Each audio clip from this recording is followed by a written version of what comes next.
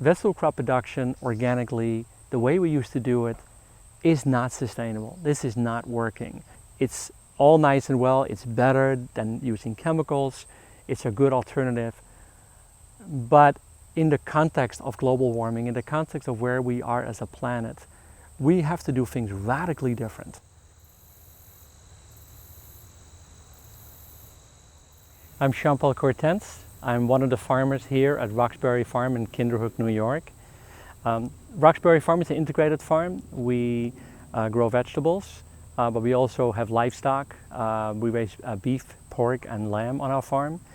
And most of it goes to a community-supported group in New York City, Westchester County, here in Columbia County, and in the Capitol District. This was all in potatoes for 40 years. Very high wheat populations, very low organic matter, very low pH. And so we had a lot of work to bring these soils back to life again. All the techniques that I learned in Holland, when I came to the US, I actually had to start all over again. We have severe weather here, which we don't have in Holland. We have very cold winters, we have very hot summers. They moldboard plow in the fall, leave their ground open all winter long. There is not an issue, it's flat. You don't do that here. I haven't used a moldboard plow for 30 years.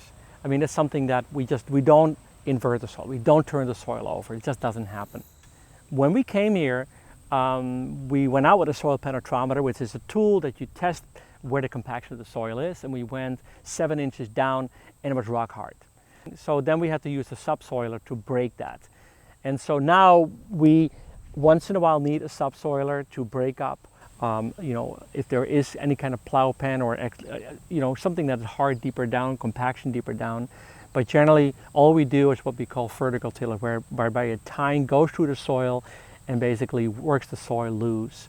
But the idea is that you go shallower and shallower and shallower. Also not bringing up new weed seeds. That's the idea. The rotations are generally 50-50, whereby we take half of our land at any given time out of production. If we grow vegetables every year, we know that we are depleting the soil, and we cannot offset that by inputs of compost, especially not animal-based compost. Our animal-based compost comes from our own cow herd, and then what we are short, what doesn't come from our cows, comes from composted poultry manure, which is very high in phosphorus. And so we're very concerned about using that as an input because we don't want the phosphorus. But we do want to offset all the organic matter losses that we have in our field from the cultivation of the vegetables, and also the incredible export that we are doing of minerals by exporting vegetables off the farm. We like to minimize our inputs on this farm as much as we can. Nitrogen is an important input with vegetables, and we like to get at least half of our nitrogen needs out of our green manure crops. We're quite tickled to see the organic matter go up from 1.2, 1.4 to 2, 2.4 over 15 years. And to most people it doesn't sound like a lot, but it's actually a lot. We doubled the organic matter with just the green manure crops. Right behind me here, you're looking at a mix of sorghum, crotalaria, which is also called sun hemp, sunflowers, and cowpeas. Normally what we do is we let this crop just grow until the frost, and then we chop it, and then we leave it over the winter. No-till drill peas in there, forage peas, and that is then followed by cabbage and broccoli and cauliflower. And that's one of the ways in which we rotate our crops out of land.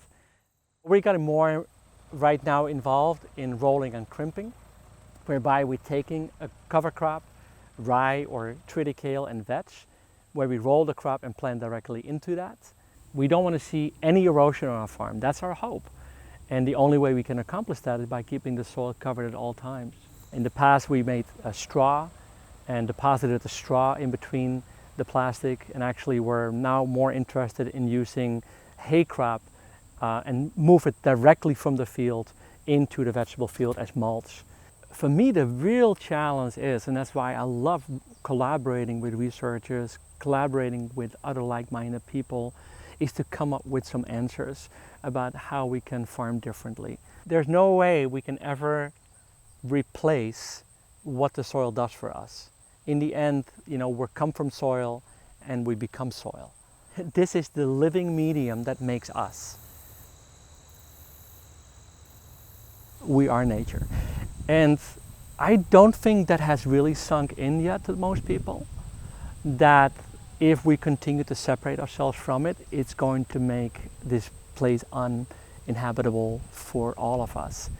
So agriculture has such an interface with the natural world. So what better place to be in your profession than in the interface whereby you're feeding people in the context of these incredible big challenges that are ahead of us, that have to do with global warming and climatic change.